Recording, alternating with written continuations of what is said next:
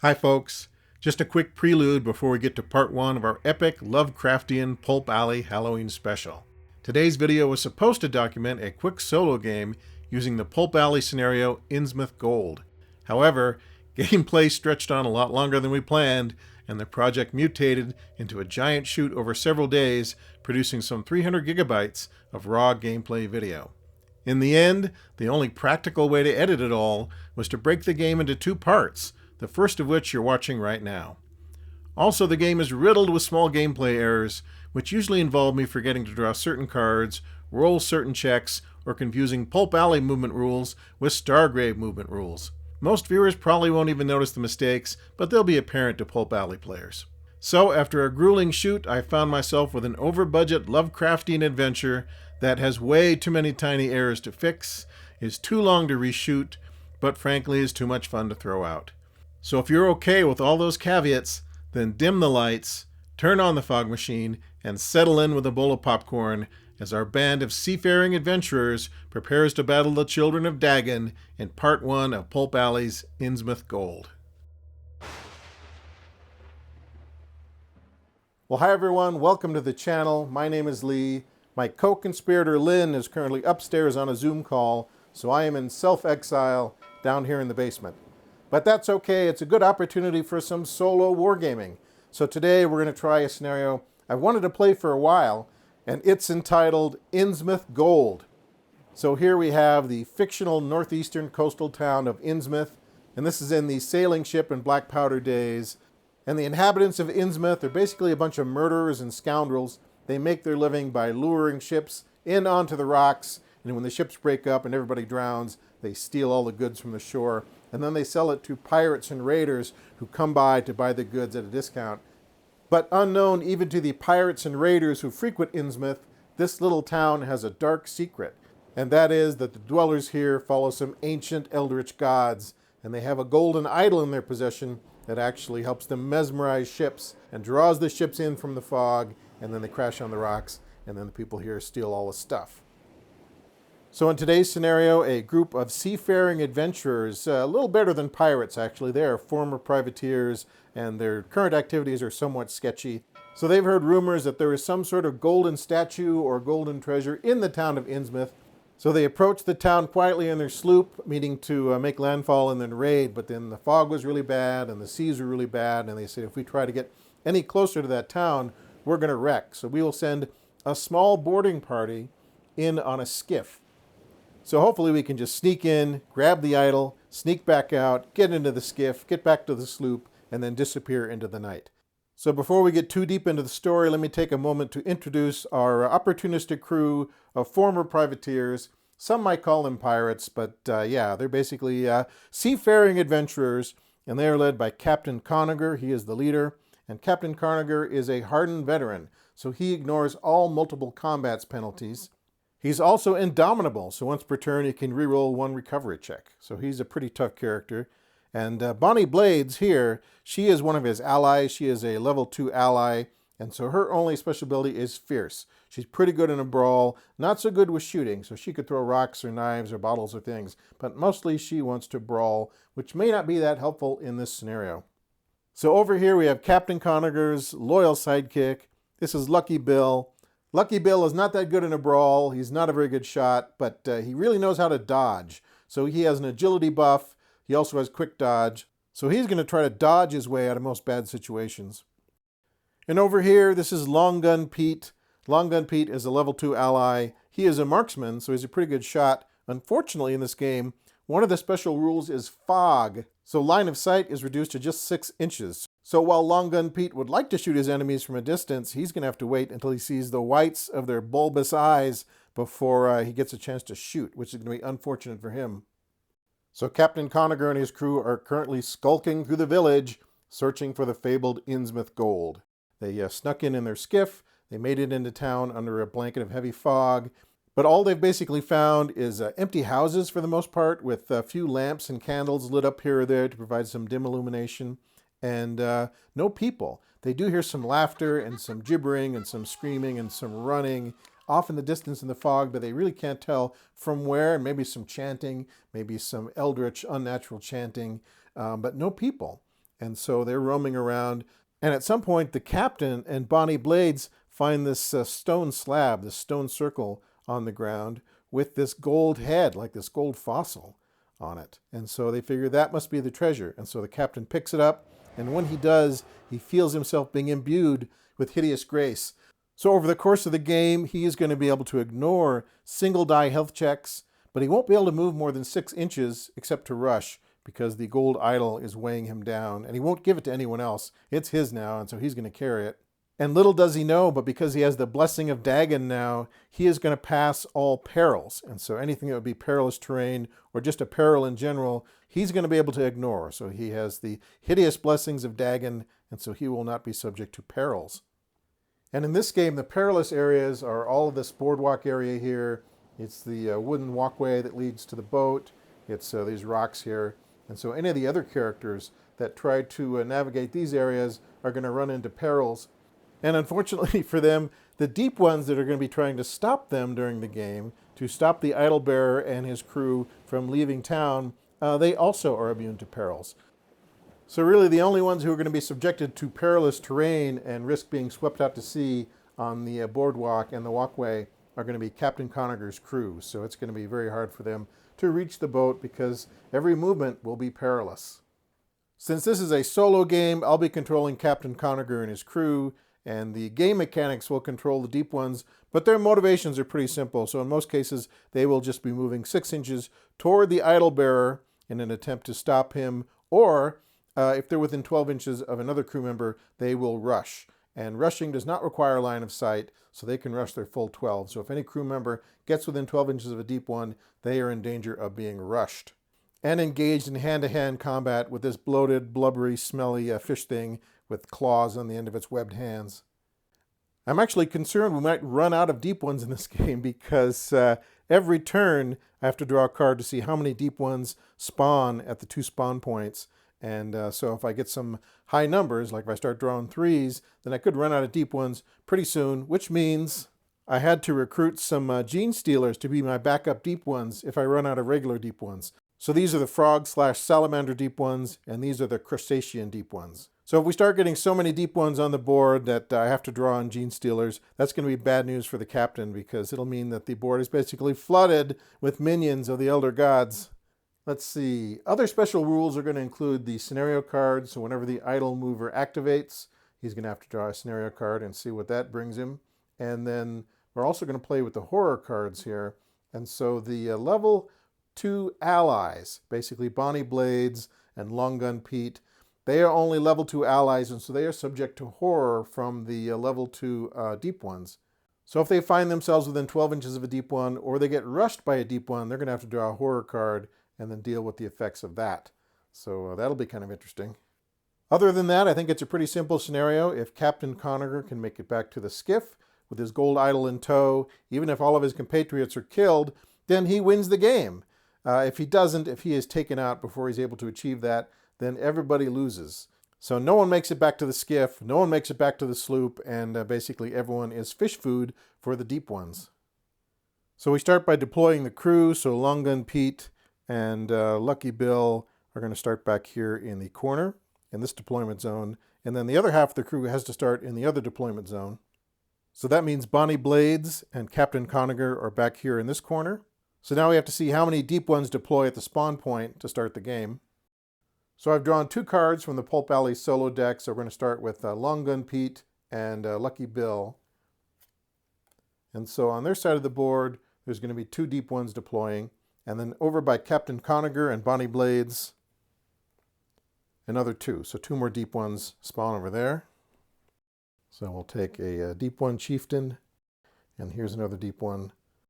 So the way this works is as the solo player, you can choose which team you want to have activate first. So if I wanted to make it more difficult, I would have the deep ones activate first, but we'll give the Seafaring adventurers a break, and we'll have them activate first after the deep ones deploy, and give them a fighting chance to try to make it to the boardwalk.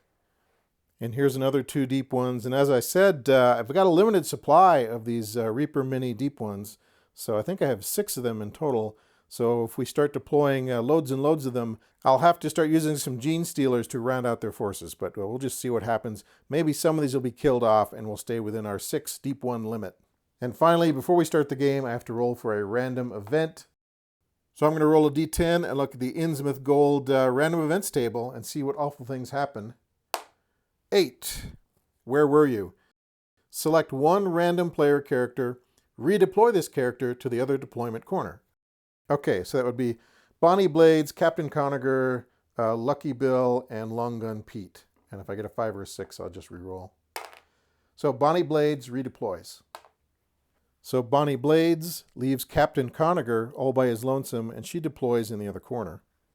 Okay, so now Long Gun Pete, Lucky Bill, and Bonnie Blades are all in this corner, and poor Captain Conager is in the other corner, hauling that golden idol that basically attracts deep ones like moths to a bug light.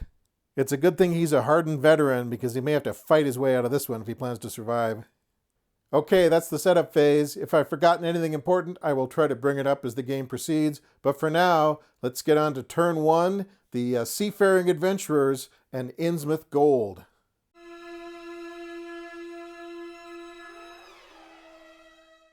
Okay, here we are at the start of turn 1. So we're going to move Captain Conager. He is now all by himself. He picked up the gold idol, then he looked around and saw that Bonnie Blades was no longer with him. She's disappeared into the fog, and little does he know she's on the other side of the table. But he does smell something foul and blubbery over here, so there's a couple of deep ones that he can't quite see through the fog. There's no line of sight, but he can smell them and he can hear them. He can hear the roar, and so he's going to take his cursed idol here, and he's going to skedaddle and try to put some distance between these guys because they are already pretty darn close to being within rushing range, so he needs to move a little bit, unless he wants to be fighting 2 deep ones right away. So since Captain Conager is the idol bearer, we have to draw a scenario card for him straight away. So we pick out a scenario card, and his scenario card is, they're everywhere. This is not good. This is not good at all. So they're everywhere. Don't let them get you. So the effect is he has to draw a random challenge. If he passes, I place a new denizen 1d8 inches from this character in a random direction. If he fails, I place a new denizen in contact with this character. So he's in the fog, he's looking around for Bonnie Blades, and there's either going to be a deep one right next to him, or there's going to be one 1d8 inches away in a random direction. So this is going to be either bad or really bad, depending on what happens. So he's going to draw a random challenge. So this is not too bad. This is a might challenge with a difficulty of 1. So he needs to pass a 1 might challenge. Captain Conager's might is 3d10, so he's going to roll 3d10 and he needs 1 success. Here we go. And he's fine. He got 3 successes, so he passes it. So that deep one is going to be 1d8 inches away from Captain Conager rather than right on top of him. Let's see where that little devil goes. So 2 inches, kind of this way. That's not great. By the crates, I guess. So a deep one shows up right there. Captain Conager, he knew he smelled something, but he didn't realize it was that close. So there's a deep one right there, and well within rushing range. So Captain Conager is going to be fighting a deep one whether he likes it or not here in about half a turn. So Captain Conager is going to need to move because these other deep ones are almost within rushing range, and so he needs to put some distance between himself and them. At the same time, he should try to take out this deep one here if he can. So Captain Conager is going to move about 5 inches, move through the fog. He can only move 6 inches max because he's hauling the idol. He could rush that deep one, but I think he's going to try to shoot it instead. So Captain Conager has a shoot skill of 3d10. Fortunately, deep ones cannot dodge, but they do ignore all 1-die health checks because they're kind of scaly and blubbery. So Captain Conager needs to get a solid hit with at least 2 successes to make that deep one take a health check. Let's see what happens. And 2. I did get 2 successes, so that's 2 7s. So now the deep one needs to make a 1-die health check because he passes the other one automatically, and he does. He passes it. So that is Captain Conager. He shot, and he actually got 2 successes, but the pistol ball just lodged in the blubbery stomach of the deep one and did no real damage. So now let's move to the other side of the table where the rest of the crew is. Okay, so here's the rest of the landing party. They have heard a pistol shot on the other side of the table, so they know something's up, the jig is up, and they also started to smell and hear these deep ones, and they can see some vague shapes in the fog, Line of sight, like I said, is limited to 6 inches, so these guys are going to have to get up close and personal to use their firearms. But let's see what happens here. So I think the first thing we should do is Bonnie Blades should activate and try to go help Captain Conager, because he's all alone and about to get swarmed by deep ones. So we're going to activate Bonnie Blades. She is a level 2 character, and so she will be subject to horror if she gets within 12 inches of these deep ones or they rush her. So we will try to avoid that if we can. So first, Bonnie Blades needs to draw a card. So here's her card, Obscured. Place this card face up on the table. This effect applies to all characters.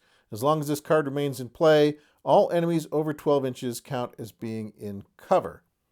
All right, well, that's not that bad because the fog is kind of limiting line of sight to 6 inches anyway. So Obscured. We can't see more than 6 inches, but if we could, the targets would get cover. So there you go. So the infamous Bonnie Blades is going to move her full 12. So she's going to move 12 inches toward the captain. So Bonnie Blades is a little unsure how she ended up on the opposite side of the table anyway. Last thing she knew, she was standing next to Captain Conager. Then she turned around in the fog, and he was gone. So now she is kind of scampering back to help out the captain in his time of need.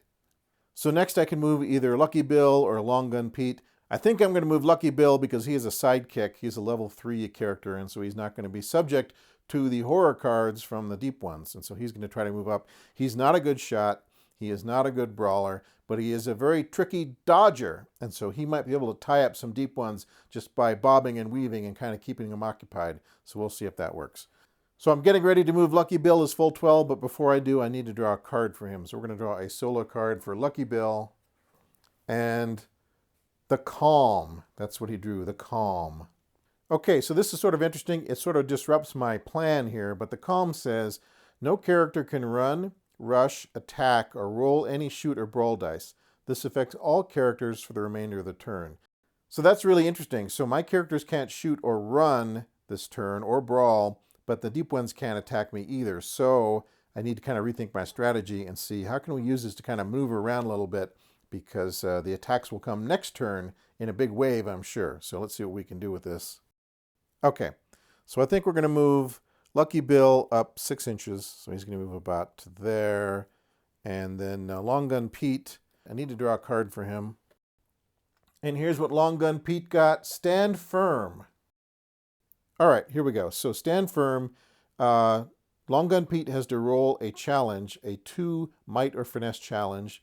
If he passes, he's going to get a buff to his recovery checks this game, which could be huge. If he fails, he can't move during this activation. So the only sticking point here is Long Gun Pete only has a might of 1d6 and a finesse of 1d6 because he is a level 2 ally. So he automatically fails the challenge, and so he cannot move this turn. So that's what happens. So that's everything the crew gets to do in the first half of turn 1. Now the deep ones get to move in the second half of turn 1. And because of the Calm, that card I drew, they can't rush. And if they can't fight or rush, then their default action is to move 6 inches toward the idol. So that's what they're going to do. So this deep one, this denizen, will move 6 inches this way.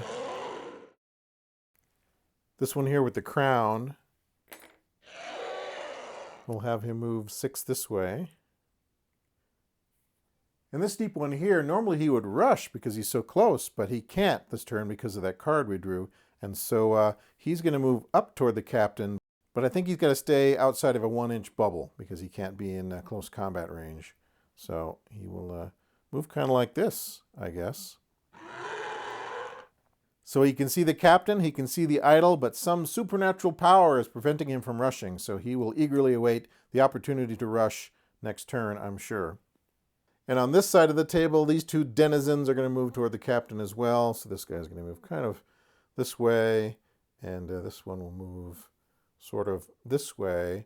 And so they've shambled around this way, heading toward the idol, which means that Lucky Bill and Long Gun Pete have been spared the responsibility this turn, at least, of having to deal with those deep ones. But I'm sure next turn, the fish feces will hit the fan, as they say, and they'll have to make up for it. All right, so that is the end of turn 1. There are 5 deep ones on the board, and Captain Conager is making a lateral move. He's moving this way, but he's not making much progress to reaching the skiff. So we'll see what happens in turn 2.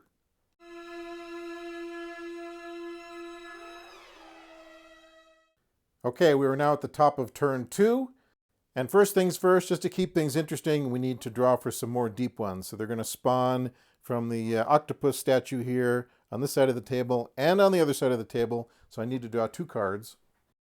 So drawing 2 cards, I have a 1 and a 1. So that's good. So 1 deep one appears at each spawn point.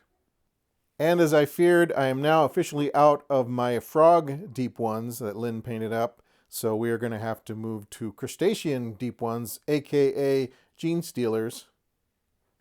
So here is the first of the 4-armed brine shrimp type deep ones, and he has arrived to help out the froggy deep ones track down the interlopers who have stolen the idol. So now the crew of the Triton get to try to make some progress here on turn 2. So the first landing party member to activate, I think, is going to be Captain Conager, and because he was not rushed by this deep one, he is going to try to shoot at it. But first, he's got to draw a scenario card. Okay, 1 scenario card. And this says, don't make a sound. So Captain Conager has to draw a random challenge. If he passes, we got to move the nearest denizen 3 inches toward him. And if he fails, move the nearest denizen 12 inches toward him. So a random challenge. It is a 1-die challenge for cunning. And he has a cunning of 2d8. So he's not very cunning. So we need at least 1 4, and he got 2 of them, so he's fine. So my interpretation of that card is that this deep one here can't really move 3 inches toward Conager because he's already just 1 inch away, and so he can't really move closer without being in combat. So what we're going to say is we're going to have this guy here move 3 inches toward Conager instead. So that is the will of Dagon. So Conager is about to get swarmed by deep ones, but he's not going to go down without a fight. So he's going to take a shot at this deep one and then skedaddle a little bit. His shoot is 3d10, but he's at close range, so that's 4d10. He got 4 successes. That's pretty good. So the deep one is going to have to make 3 health checks because 1 gets absorbed by the blubber. So he's got to pass 3 health checks, and he doesn't. He fails all of them, so he is gone. He takes a pistol shot to the head. So he is out. He is just a level 1 character, so he doesn't get to recover at the end of the turn. And as an added bonus, that gives us 1 more deep one to add to our pool. So we can draw another froggy deep one if we need one. And next, Conager is going to move 6 this way to try to get to the center of the board. So he can start thinking about a run toward the boardwalk there to try to get to the skiff. So next I'm going to activate Bonnie Blades, and I think I'm going to sort of move her kind of this way so that she can start running interference and perhaps make a hole so the captain can start sneaking toward the skiff. But before we do that, we need to draw a card for Bonnie. And this solo card says slowed. So the card says roll the challenge below. If it's a pass, there's no effect. If it's a fail, the character cannot move over 6 inches this turn. So this is a level 2 challenge for brawl, shoot, or might. Bonnie's not a bad brawler, so she's going to try to brawl. She gets to roll 3d6, and she succeeded. She was able to succeed, so that challenge does not hinder her on this turn. And so she's going to move kind of up this way. So there's Bonnie Blades. She's pretty brave, but she's going to have to take a horror check because she's moved in range of that deep one there. So she needs a 4 or better. And she got it. She's not afraid of no fish man. Okay, next we have Lucky Bill and Long Gun Pete. And Long Gun Pete, I measured it, and I think he's just barely out of range of that deep one there. So we will spare him a horror check. We will give him benefit of the doubt. So Lucky Bill is going to move 6. Again, he wants to try to tie up some of these deep ones so that they leave the captain alone. So he's going to move up 6. He's going to take a shot at short range. Since he didn't move more than 6, there's no penalty for running and gunning, and he's at short range. So his shoot skill is now 3d6. Okay, Lucky Bill. And he got 1 success, but the deep ones ignore 1-die health checks. So the shot hit, was not able to defeat the armored scales of the deep one, and so that is the move for Lucky Bill. And poor Long Gun Pete, he's used to firing from a distance. That's not much use here in the fog. So he's going to move up behind Lucky Bill and try to shoot from there. But first he needs to draw a solo card. So here we go. Foul Play. So Foul Play, the closest enemy to this character encounters a peril immediately, but deep ones, because they have the blessings of Dagon, are not subject to peril. So this card has no effect, which is fine. Better than something bad. Okay, so I think if Long Gun Pete moves up to this barrel here, then he can shoot the deep one and still be behind Lucky Bill. Oh, and I forgot to draw a horror card for Long Gun Pete. So he moved up to the deep one, and his horror card says, on the edge. For the duration of this effect, this character receives +1 dodge, +1 finesse, but cannot shoot.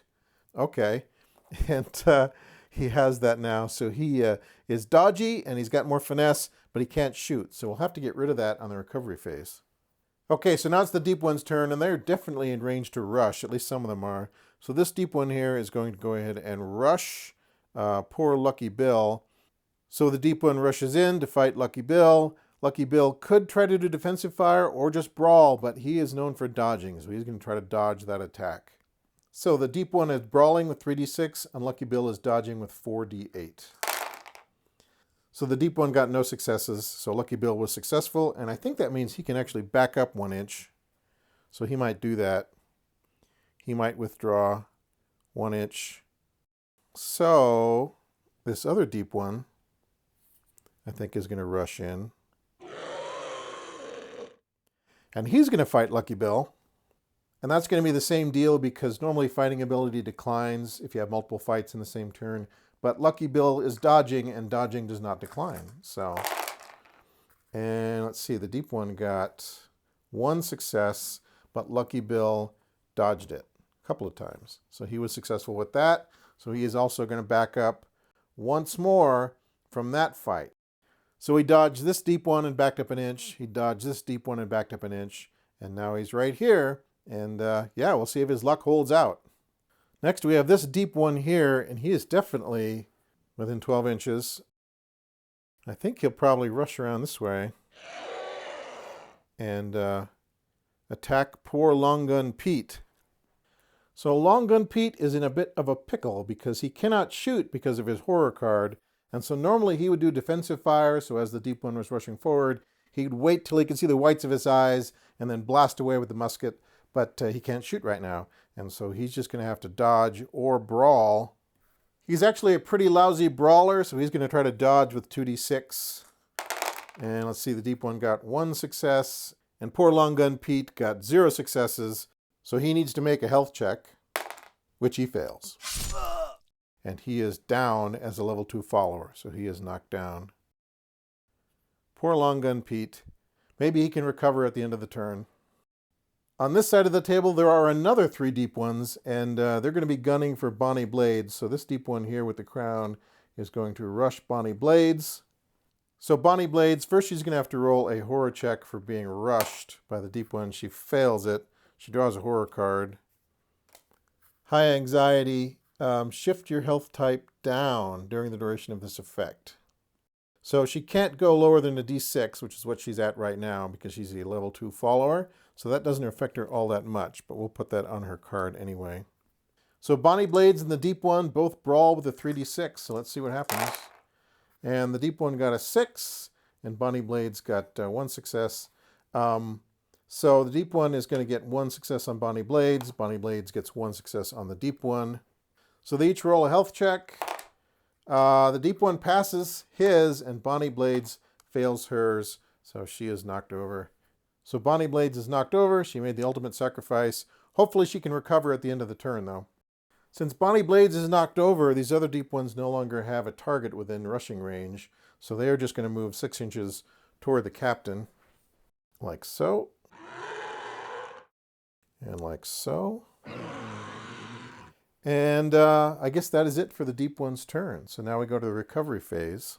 So first we will see if Long Gun Pete recovers, and if he recovers from his injury, then we'll see if he recovers from his horror card.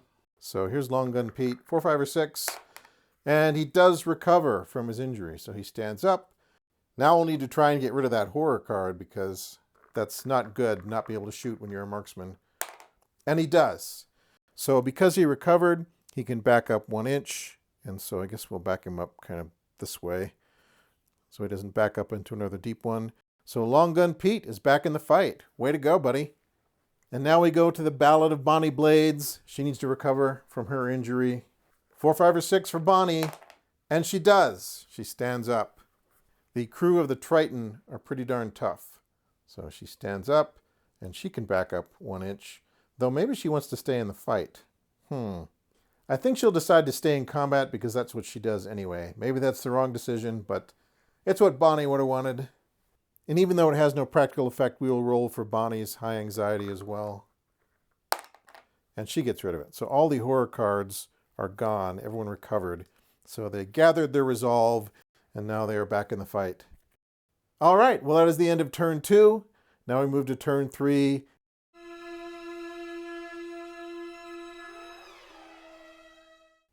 Okay, here we are at the top of turn 3, and the first thing we have to do is draw for some new deep ones who are going to spawn at the 2 spawn points. So I draw a couple of cards. There is a 1, that's good news, and another 1. So 2 more deep ones are going to appear on the board. Here's one of the salamander type, and here's one of the crustaceans. So at the top of turn 3, it is the landing party's turn, and Captain Conager better start hauling that gold idol toward the boardwalk and toward the skiff, or he's never getting out of here. So first we have to start by drawing a scenario card for poor Captain Conager, who has drawn the attention of the elder gods, and this card says, Alone in the Dark. So Captain Conager is feeling all alone here in the fog, so he's got to draw a random challenge. If he passes it, it's going to be fine, there's no effect, but if he fails, he's got to draw a horror card.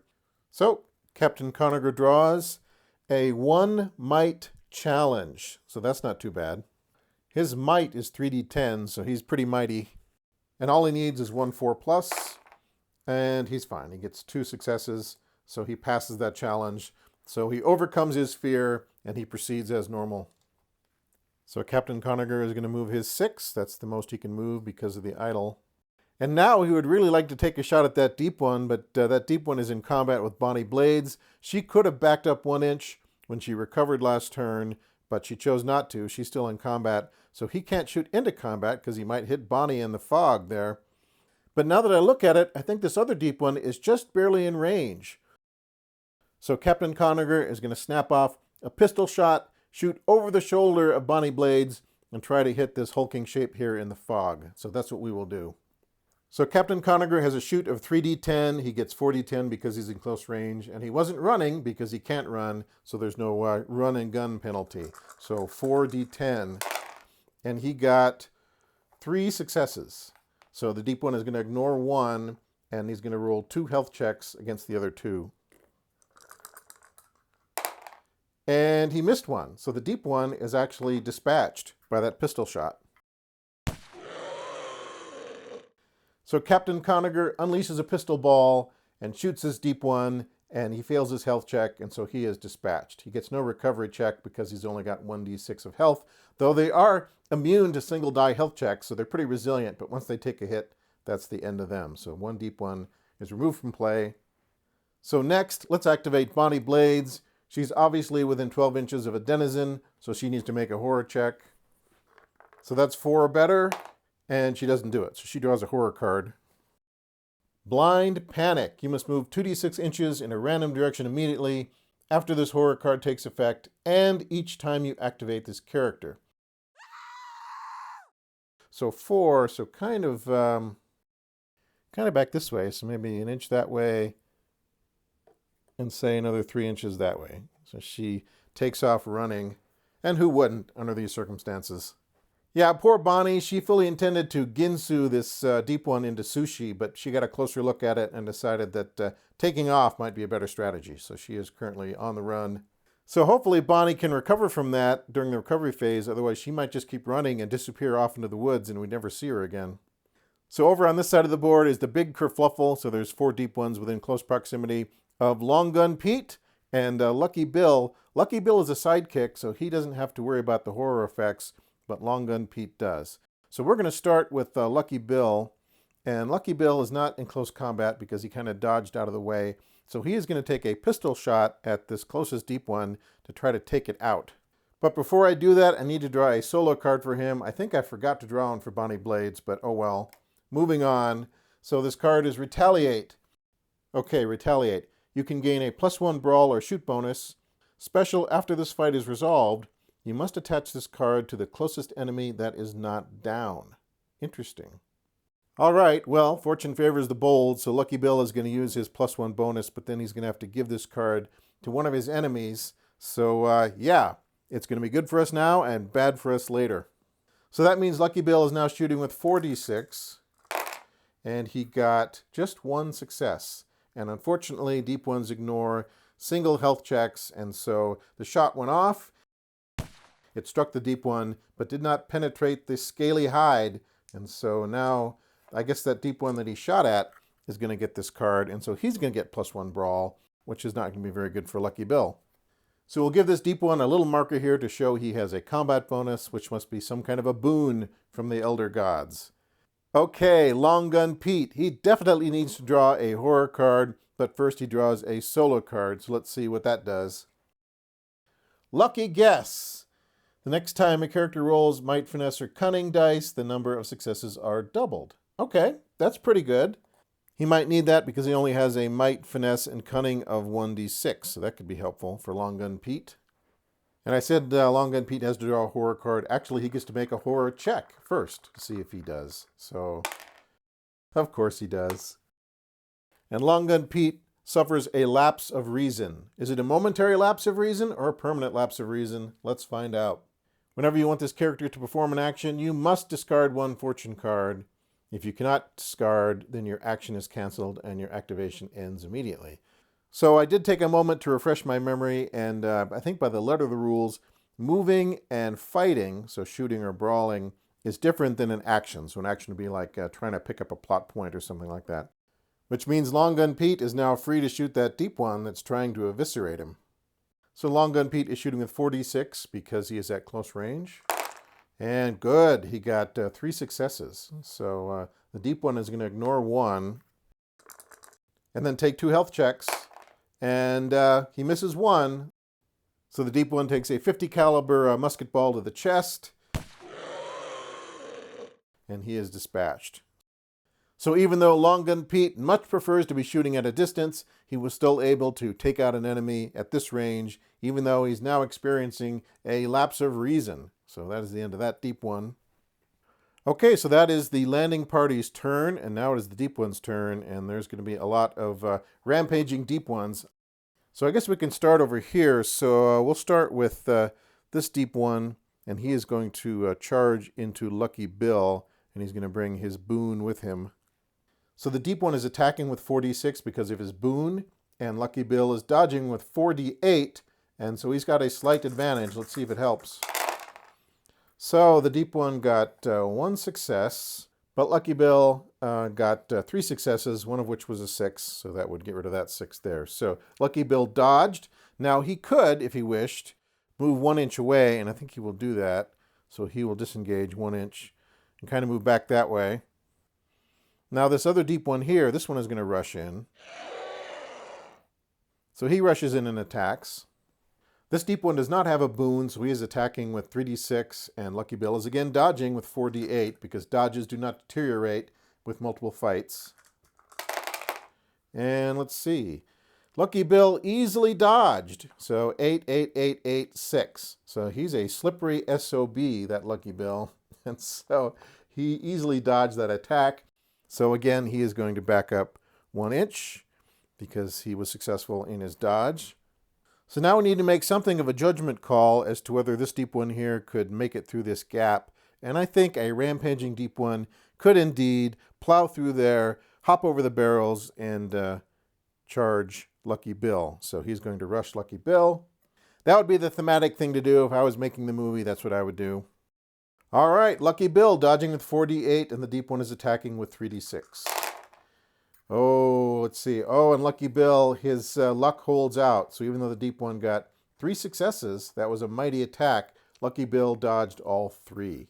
So Lucky Bill dodges once again, backs up 1 more time. So that's his job, I guess, to tie up as many deep ones as possible so the captain can try to make it to the skiff. Though once that happens, I don't know what these guys have in mind, what their plan is for escaping. Maybe they'll take off into the woods.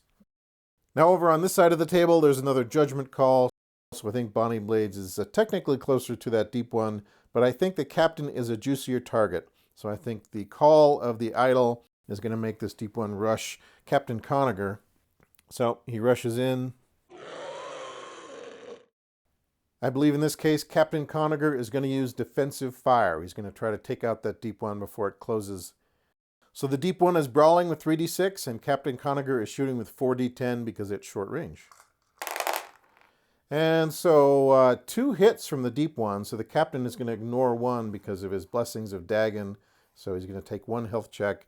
And the deep one is going to need to take 2 health checks. He ignores 1 because of his scales and blubber. So 1 health check for Captain Conager and 2 health checks for the deep one.